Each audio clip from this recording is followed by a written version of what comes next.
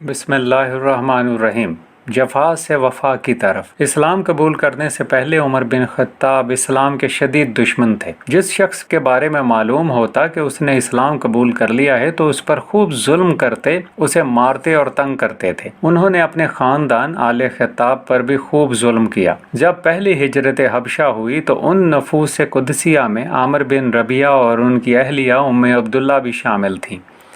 ये दोनों सैयदना उमर फारूक रजी अल्लाह अन्हु के रिश्तेदार थे। जब यह हिजरत हबशा की तैयारी कर रहे थे तो एक दिन सैयदना उमर फारूक उनके घर आए। आमिर बिन रबिया किसी काम से घर से बाहर थे। सैयदा उम्मे अब्दुल्ला लैला बिनते अबी हस्मा फरमाती हैं कि हम उमर की तरफ से बड़ी तंगी, तकलीफ और जुल्म बर्दाश्त कर चुके थे। उमर मुझसे कहने लगे, उम्मे अब्दुल्ला कहीं जाने का इरादा है? मैंने कहा हाँ, अल्लाह की कसम हम अल्लाह की ज़मीन में निकल जाएंगे यहाँ तक कि अल्लाह हमारे लिए कुशादगी का सामान फराहम कर दे। तुमने हमें तकलीफ दी है, हम पर जुल्म के पहाड़ तोड़े हैं। मेरी बात सुनकर सैयदना उमर ने दुआया कलमात कहे कि अल्लाह तुम्हारा निगहबान हो। मैंने सैयदना उमर रजी अल्लाह अन्हु को उस दिन ऐसी रिक्कत आमेज हालत में देखा कि उनसे पहले कभी न देखा था। आमिर बिन रबिया जब वापस आए तो मैंने सारा किस्सा कह सुनाया। आमिर ने कहा, शायद तेरा ख्याल है कि उमर मुसलमान हो जाएगा। मैंने कहा हाँ, मेरा यही ख्याल है। उसने कहा, मेरे ख्याल में तो उनका मुसलमान होना बहुत मुश्किल है। सैयदना उमर फारूक रजी अल्लाह अन्हु के बारे में अंदाज़ा लगाने में लैला रजी अल्लाह अन्हा अपने खामन से ज़्यादा दूर अंदेश साबित हुई। कमज़ोर मुसलमानों की साबित कदमी ने कई लोगों के दिलों में इस्लाम की जोत जगा दी थी।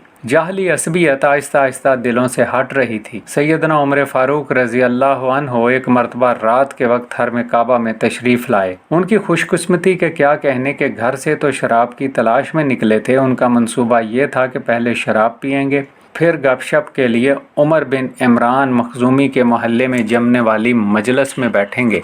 लेकिन कुदरत को कुछ और ही मंजूर था। पहले उन्हें शराब फराहम करने वाला बंदा न मिला, फिर वो मजलिस की तरफ गए, वहाँ भी उन्हें कोई नज़र न आया। चारों नाचार उनके कदम खाना काबा की तरफ उठ गए जहाँ नबी करीम सल्लल्लाहु अलैहि वसल्लम नमाज पढ़ रहे थे। सैयदना उमर फारूक खाना काबा के पर्दे के पीछे घुसकर कुरान सुनने लगे। रसूल अल्लाह सल्लल्लाहु अलैहि वसल्लम सूरह अल-हाका की तलावत कर रहे थे। सैयदना उमर फारूक कुरान के अल्फाज और उनके मानी की वुसअत पर हैरत ज़दा रह गए। उनका बयान है कि मैंने दिल में सोचा, खुदा की कसम ये तो शायर है जैसा कि कुरैश कहते हैं। लेकिन इतने में आपने आयात तलावत फरमाई, ये एक बुजुर्ग रसूल का कहा हुआ है, ये किसी शायर का कौल नहीं, तुम लोग कम ही ईमान लाते हो। सैयदना उमर फारूक रजी अल्लाह अन्हु कहते हैं, मैंने अपने दिल में कहा शायद कोई काहन है, लेकिन इतने में आपने आयत तलावत फरमाई जिसका तर्जुमा, ये किसी काहन का कौल नहीं, तुम लोग कम ही नसीहत कबूल करते हो, ये तो रब्बिल आलमीन की तरफ से नाज़िल शुदा है। सैयदना उमर फारूक रजी अल्लाह अन्हु का बयान है कि इसी वक्त से मेरे दिल में इस्लाम जागज़ीन होना शुरू हो गया।